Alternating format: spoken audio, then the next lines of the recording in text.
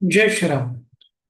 गेले 110 दिवस आपण श्री ब्रह्मचैतन्य गोंदवलेकर महाराज यांच्या प्रवचनांच्या पुस्तकाचं वाचन करतो आणि आजचा 111वा दिवस.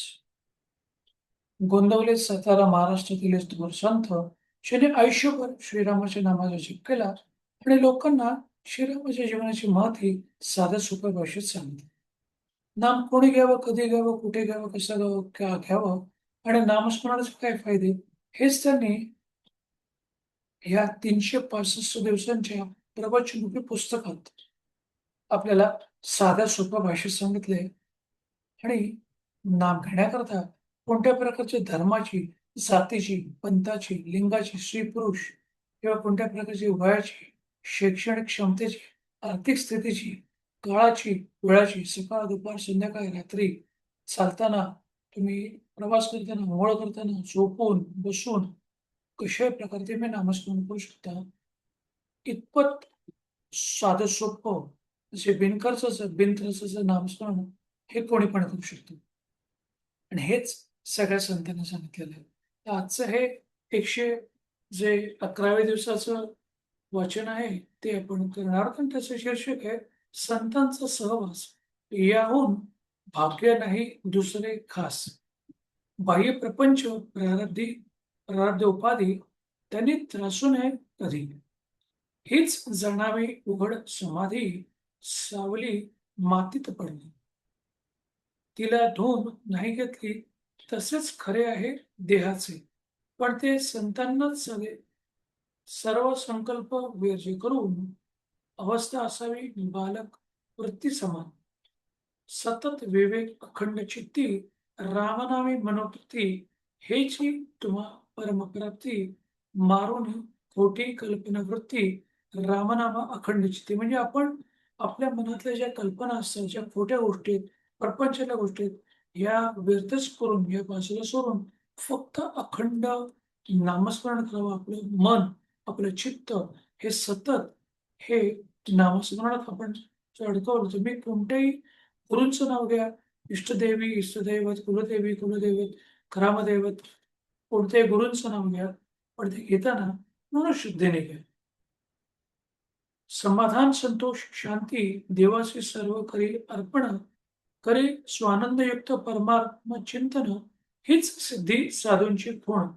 म्हणजे जो संपूर्णपणे आपलं जीवनच देवाला समर्पित केलेलं आहे, कंटिन्युअसली सतत आनंदातच राहतो, अशा प्रकारचा स्वानंदयुक्त जो परमात्मा चिंतन असतो, हेच खरे साधू संत.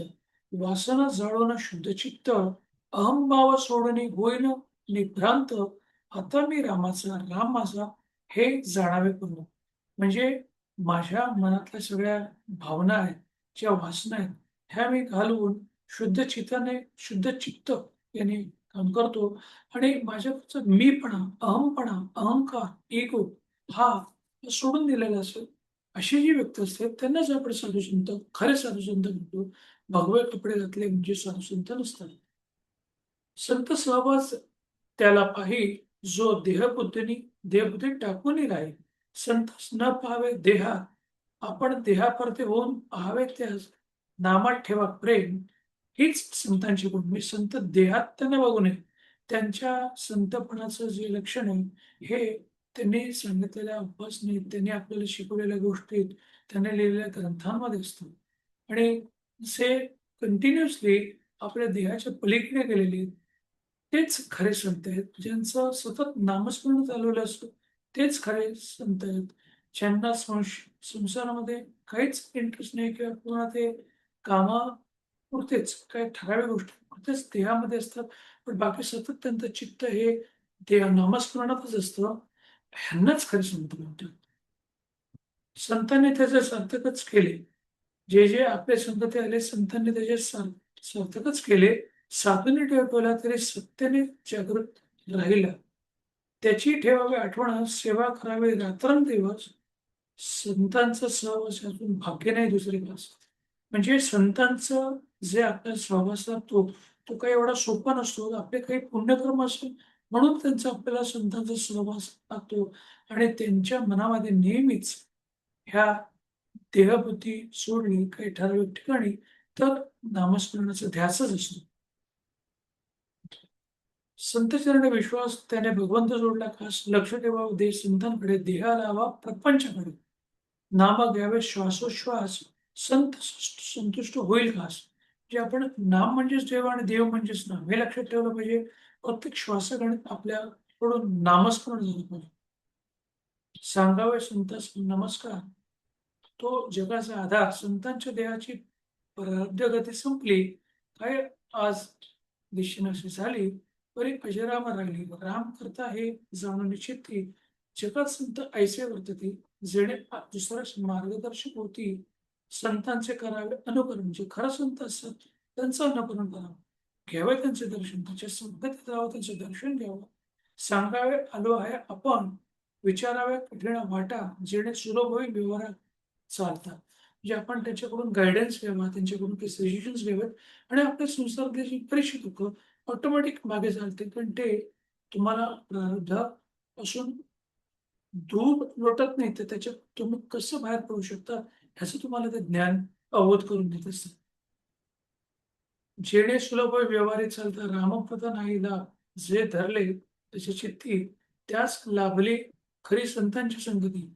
त्यांचा आदर्श ठेवा पुढे कधी न होईल वाकडे स्वतःचे पावावे समाधान त्याने लोकांस आणण्याचा प्रयत्न करावा जाण संतांचे व्हावे अनन्य शरण दुसरीकडे जाण्याचं नाही कारण म्हणजे खऱ्या संतांकडे गेलं तुम्हाला कुठेच काही करायची गरज नाही कोणत्या प्रकारचे कर्मकांड करूच नाही. समजा तुमची इच्छा असेल, तुम्हाला जमत असेल, तुमच्याकडे पैसा, आर्थिक सुबत्ता असेल किंवा तुमच्याकडे वेळ असेल, तर तुम्ही करावं.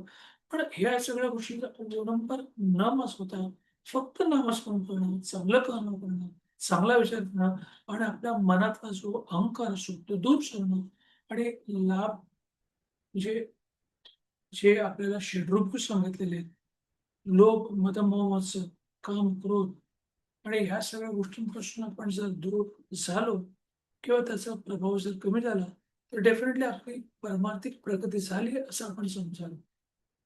आणि ऑब्व्हियसली त्याच्यामध्ये आपण इगो किंवा अहंकार आणू नये, की मी काहीतरी अचीव्ह केलं. दुसरीकडे जाण्याचे कारण नाही. भाग्याने संत घरी आला, अभागी माने त्याला. सूर्याचा प्रकाश झाला, अंधळाला उपयोग नाही आला. तेचे विषयी झाला त्याची संतांची संगत त्याला न लागते. म्हणजे आपण प्रपंचामध्ये जर लीन झालो तर आपल्याला संतांची संगत लागली नाही. अंधळा किंवा अंध व्यक्तीला सूर्यप्रकाश असला काय नसला काय त्याचा काहीच फायदा होत नाही. संतांची संगत त्याला न लागते. रामा वाचून ज्याचा वेळ जात नाही, तोच जीवनमुक्त भाई. ज्याचं कंटिन्युअसली देवाचं नामस्मरण चालू असतं, तोच या इहलोकातून मुक्त होतो. देहाच्या ठिकाणी विरक्त, विषयाच्या ठिकाणी नसे अहममत्व त्यालाच म्हणतात. तर म्हणजे मुक्ती म्हणजे काय? ज्यांचं विषयांच्या कडे सतत लक्ष नसतं, त्याच्यातून ते लांब राहतात. कामापुरतेच विषय असते आणि विषयांच्या सोबत त्यांचं अहममत्व ज्याच्याशी फार प्रेम नसेल, सतत नामस्मरणात राहणार, इको अहंकार बाजूला सरणार, असे लोक असतात. तेच खरे मुक्त असतात. म्हणजे मुक्ती म्हणजे याची देही, याची डोळं, पाहावा मुक्तीचा सोहळा असं आपल्याला संतांनी सांगितलेलं आहे. तशा प्रकारच्या गोष्टी आपण नामस्मरण केलं, तर आपल्याला देखील मुक्ती मिळू शकते. शेवटचं वाक्य, "रामाप्रती न मानावे हित, ते सर्व संतांचे म्हणे." आता हेच आपल्याला त्यांनी या 100 किंवा 111व्या प्रवचनात सांगितलेलं आहे, की नामस्मरण करता करताची संत संगती करा, त्यानेच आपल्या जीवनाचं भाग्य होतं. आता आपण 11व्या श्रीरामाच्या नावाचा जप करूया. श्रीराम, श्रीराम, श्रीराम, श्रीराम, श्रीराम, श्रीराम, श्रीराम, श्रीराम, श्रीराम, श्रीराम, श्रीराम, श्रीराम, श्रीराम, श्रीराम. धन्यवाद. हे 111व्या दिवसाचं प्रवचनाचं जे वाचन झालं त्याची श्रवण केल्याबद्दल तुमचे धन्यवाद.